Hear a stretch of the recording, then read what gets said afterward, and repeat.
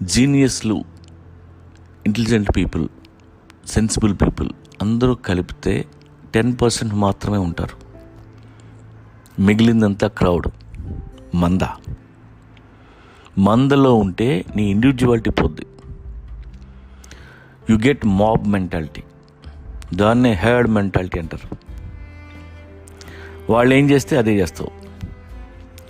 Group size పెరిగే కొద్దీ నీ ఒపీనియన్ డైల్యూట్ అయిపోద్ది. నలుగురు అరిస్తే ఆలోచిస్తావు, అదే 1,00,000 మంది అరిస్తే అదే నిజం అనుకుంటావు. సో ఎప్పుడూ క్రౌడ్ని, గ్రూప్ని దూరం నుండి చూడాలి తప్ప డోంట్ జాయిన్ దెమ్.